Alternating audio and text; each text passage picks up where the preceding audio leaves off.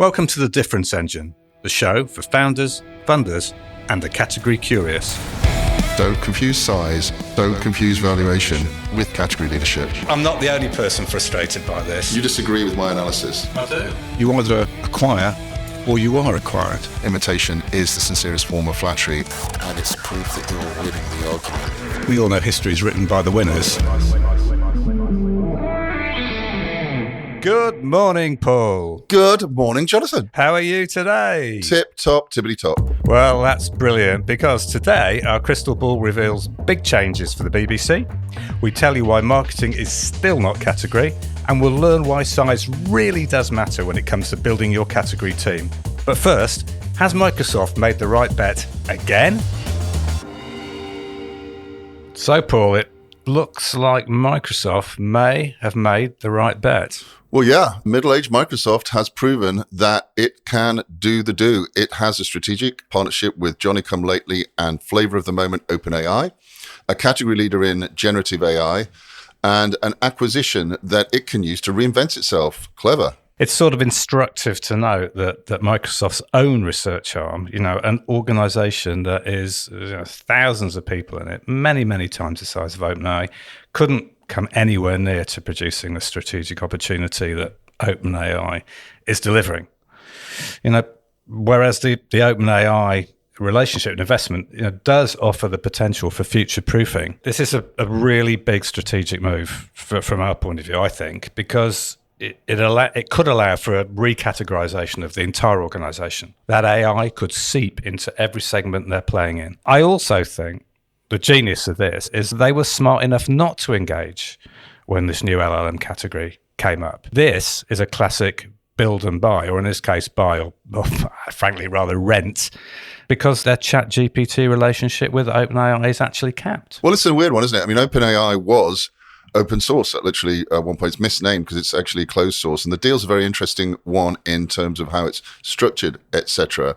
But who wants to be a Microsoft shareholder? It's an interesting ride. These days, the company's flying high. It's had its fair share of missteps. But let's remember, it is a leader in gaming with Xbox. It is a leader in cloud with Azure.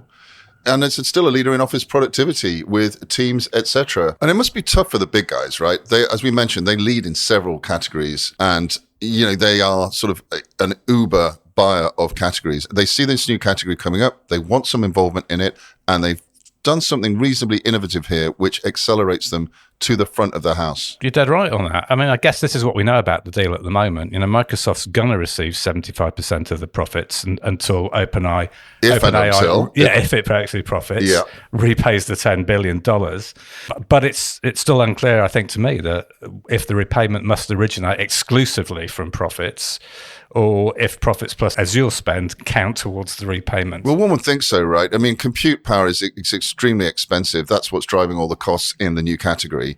And if you're somebody that owns a lot of compute, like Microsoft Azure, there's a deal to be done. So we don't know the ins and outs of it, but it just seems like a really nice symbiotic play. And I have to take my hats off. I think it's a pretty good move. Yeah, it just makes total sense in this case, to buy and not build. And ultimately, strategically, you just do both. But nobody should let, any lack of pride that they couldn't develop something themselves get in the way of the right decision. And for my money, Microsoft made the right decision. There is some benefit to being a company of some history with some weight, with like massive cash flow, and having failed at a few things, frankly. Miles on the clock. The mobile thing was an absolute disaster, the Nokia move from Microsoft. And so there is an advantage from sitting on the side. It's not the same advantage that you get as a startup. As a startup, when you build a category, you want to change the world, you're betting the whole business, you're burning the boats, etc.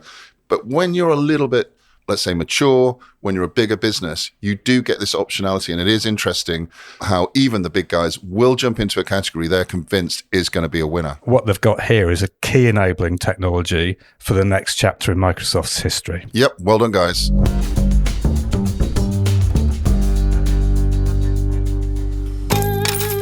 You've got to learn to earn. How big should category leadership teams be? This is something we get asked a lot. Well, what's the answer? Well, size always matters, but for category, small is beautiful. Let's have a look at who the players might be. in the initial stages, first, you've got to have the CEO on board. That's vital because they're the symbol that the category journey is supported from the top. And they should be prepared to firmly nail their colours to the category pole at all times. Right. So it all starts with the big boss. He or she needs to be very convinced and very convincing to the team that this is the way forward. Damn right. And right behind them, you've got to have the CRO. Got to have the CRO. Absolutely. It's essential that they're engaged from the beginning because they're going to be crucial to delivering the category message both to the customers and the partners. And don't forget, they might have been extremely successful in a pre-category world, hitting their numbers, making their bonuses, looking like rock stars. And now you're asking them to change the game. And the other person that is very closely allied to them that has to be part of that change process, the CPO. The reality is that category is going to shape all product development going forward. And, it's essential that these people are in accord and moving forward together. From the CPO or head of products, that makes a ton of sense if you think about it logically. When we're doing category design, we're trying to fix new problems. New problems need new solutions. New solutions need new code and new functionality, which may or may not fit into what's already existed so far. So the product side of things, very important and very inspirational for the rest of the company to see how the category is affecting the way that the company is developing its innovation. For sure. Right? And I think it may be that the CEO is driving things from the top down, but the CPO is going to be driving things from the bottom up, and that's essential. Now, we haven't talked deliberately about the CMO. And we've talked previously about marketing getting confused with category design. Category design is strategic, and the marketing person probably needs to help communicate that. But do they need to be the people at the helm? Absolutely not. No.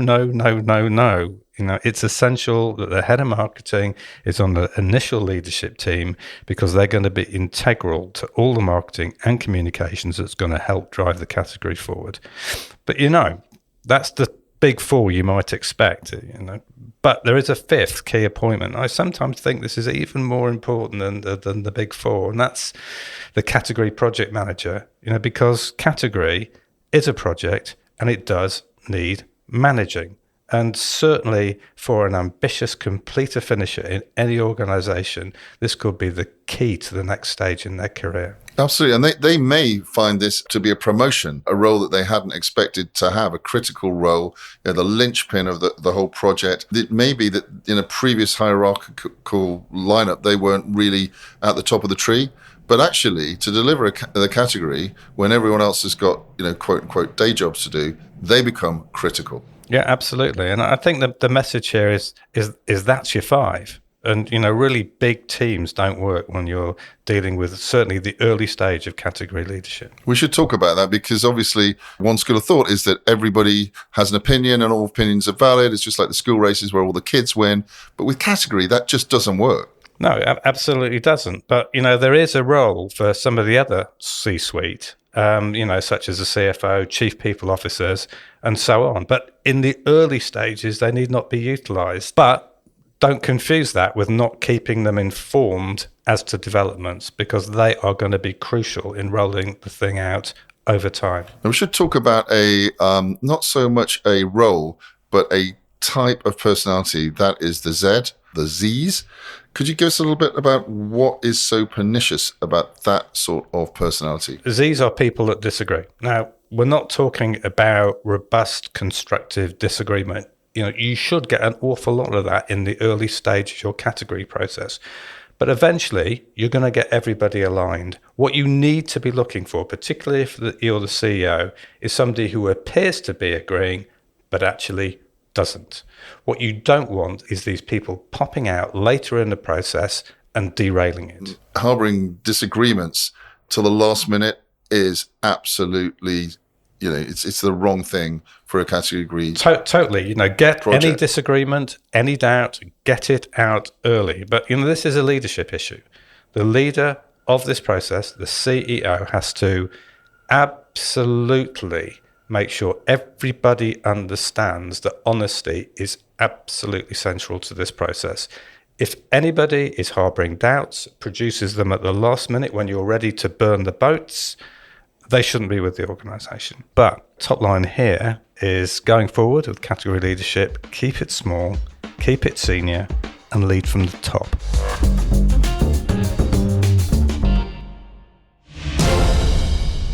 You know what?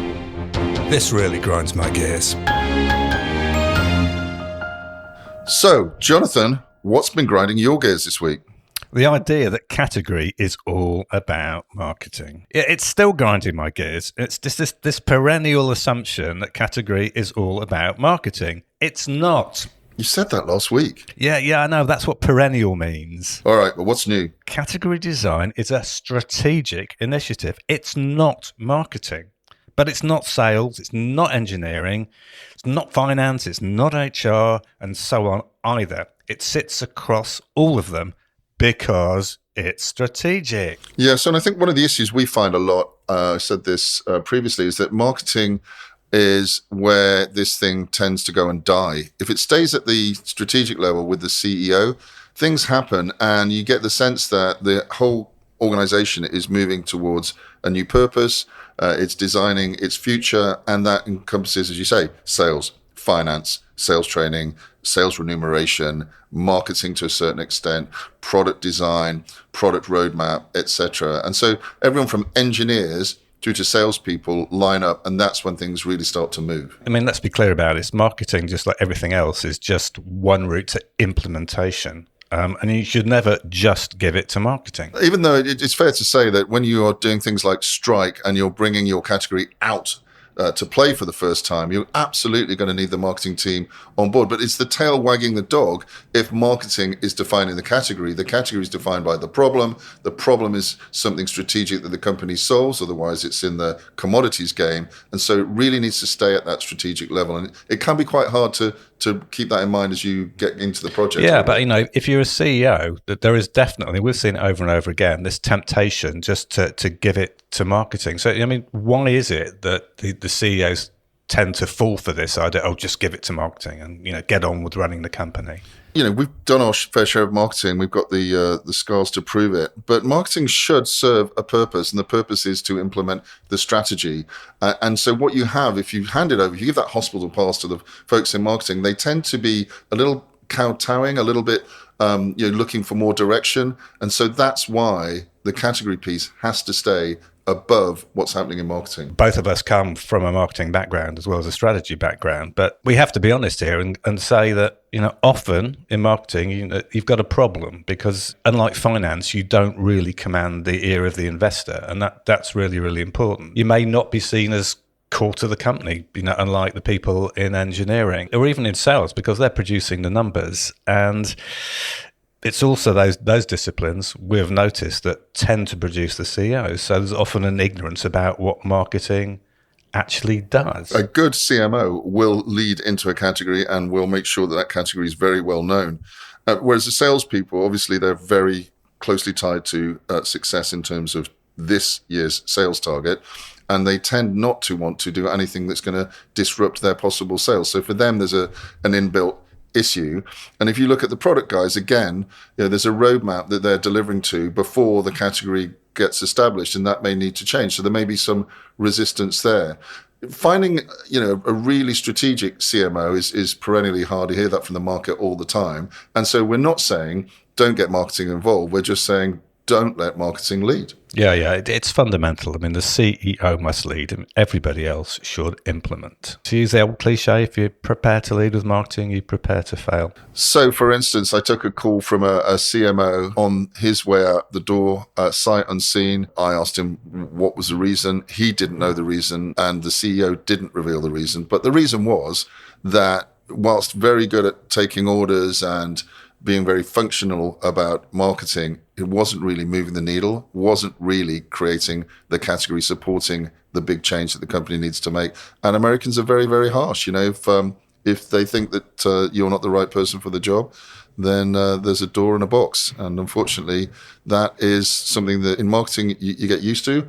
And as a CEO, you've got to try and guard against, you need to be the person leading the category. The reality is only CEOs have the gravitas and influence with all necessary stakeholders to deliver what must be a strategic category design program. So there you have it. CEOs, category is yours. What does the future hold? Let's look into our crystal ball. So, Paul, what do you see in your crystal ball today? Well, free-to-air BBC is going to disappear. Really? Oh, yeah. I mean, the freemium model that has been based on what we've got today here in the UK, which is, some of us pay into it. Most of the young people in this country do not pay into a tax to watch linear television, which clearly nobody's doing very much anymore. So, why would we do that when there's a very successful model with, billions of people watching this around the world, which is, number one, paid for, number two, streaming, watch as much as you want when you want. It's just like an unfair fight. It's a little bit like that's the difference between radio, which was fabulous for years, and podcasts. Obviously, people like to listen to what they want to listen to, not what's dictated for them to listen to when they want to listen to it. It's a no-brainer. So you don't think it's any good trying to make the license fee look better? I just cannot think of another version of a product that you must, by law, and you can go to jail if you don't, pay for, which you may or may not consume. Maybe the closest thing you can think of is for childless couples, some sort of tax on pregnancy. Well, I guess that's the NHS. That's a matter for another conversation. But content, it just wants to be free. People want to consume content and everything from Twitter to Facebook. They want it to be free. And I know there's the cliche of if it's free, you're the product. But I just don't see how the free-to-air model is going to continue. Now, freemium, where it's more like, there's a version that's free and you pay for what you want. Yes, I can see that. And that sort of exists a little bit overseas. You pay for it with advertising, which we don't have too much of over here. But the UK free-to-air BBC, I honestly think it's not long for this life. So you think that, it sounds like to me, you think that the BBC is in some sort of category of one and everybody's moved the category? I think it's in a bunch of categories it doesn't need to be into, to be honest. I mean, it does everything from local radio to massive global events. It has a world service which broadcasts in many different languages across the world. And somehow it wants us, all of us who currently consume streaming video and streaming content, it wants the rest of us to pay for it. And that's just untenable. I think there's a big category rematch, and I think it really needs to have a think for itself. Good. So about time we got rid of those Rethian principles of educate, entertain and inform then. It's time to have a massive rethink about what the BBC is, and certainly the license fees. Gone, baby. Hope this is helping you design your category. For more information, go to becategorical.com where you'll find downloadable resources. Thanks for listening, and keep different.